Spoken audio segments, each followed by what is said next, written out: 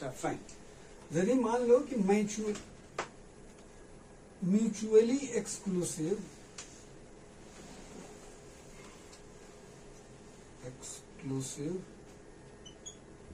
Events, अभी तो एक 3 ही तक देखा ना, राइट। यदि मान लो कि ये A1 A2 A3 से डैश डैश AN तक हो, मतलब n नंबर ऑफ हो सकते हैं इवेंट, और n नंबर वाला कॉन्सेप्ट ज्यादातर आएगा रेडियो एक्टिव एटम में, समझिए। तो इसको कैसे नोटेशंस क्या यूज करेंगे या सिंबल में कैसे लिखेंगे, राइट, वो भी होता है ना। जैसे मान लो या ऐसे करो, probability of A1 union A2, right, union dash dash AN, correct, समझे, will be equal to summation, समझ गया, I इज इक्वल टू 1, ठीक है, टू n यदि ये कैपिटल N है तो, राइट, और प्रोबेबिलिटी ऑफ AI म्यूचुअल में जोड़ रहे थे ना, ये करा, इस सिंबल में ये लिखना है, करेक्ट, ठीक है। चलो दूसरा, अब चलते हैं मल्टीप्लिकेशन रूल पे, उसको मिटा दो। Multiplication rule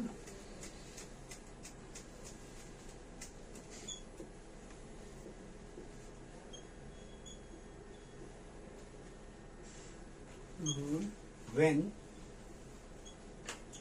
A and B are two dependent event,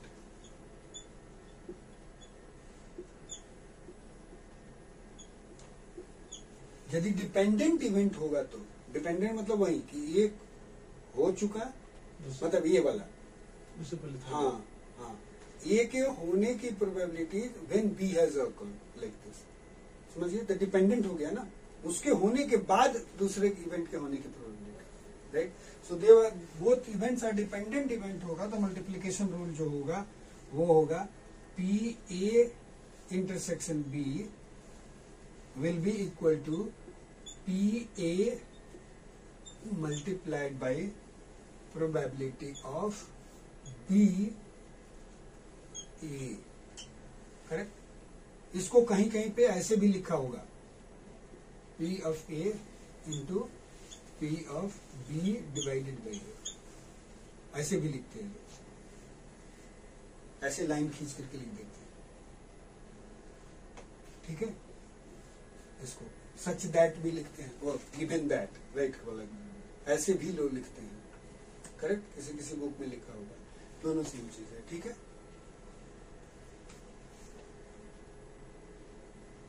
तो अब यदि इसको देखोगे यहाँ पे, इसको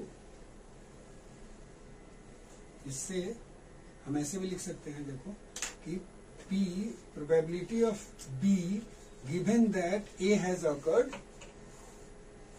probability of B given that A has occurred will be equal to, ये इधर की तरफ A को इधर लेके आ जाए दूसरी साइड, तो ये क्या बन जाएगा, probability of A intersection B divided by probability of A,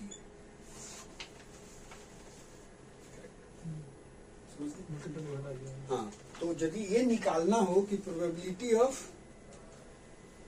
B given that A has occurred, तो हमें दो चीज चाहिए, क्या चाहिए, probability of A intersection B और probability of A, correct.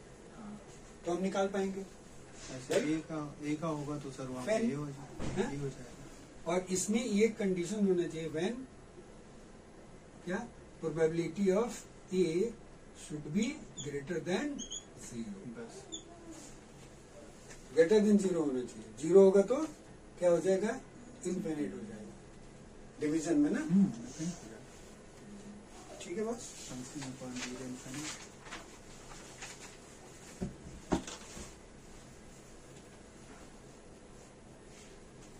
here P B, right, is the conditional probability. वही यही is the conditional probability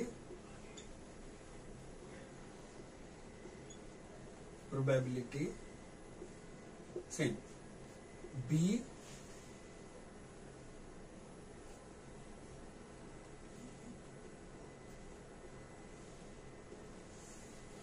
referring to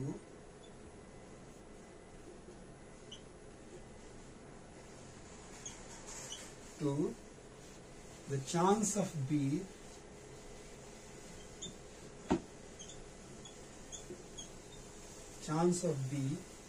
has to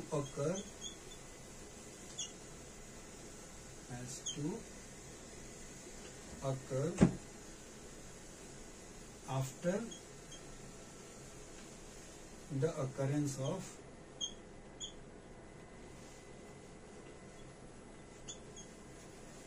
E. ठीक है सर?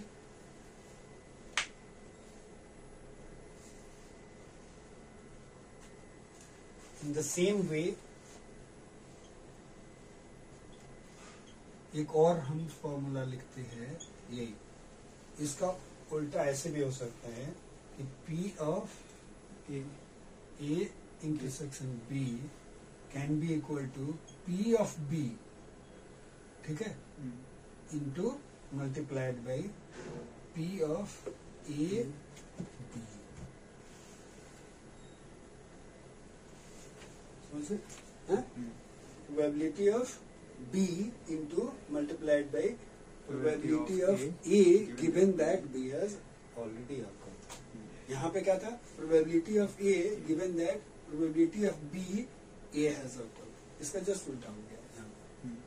समझ गए? याद रखने के लिए याद रखना कि देखो ये B भी कट जाना चाहिए. देखो देख रहे हो? हाँ, वो याद आ गया. मतलब वो कौन इधर आ रहा है, ये आ रहा है कि बी आ रहा है, ऐसे रखने याद रखना.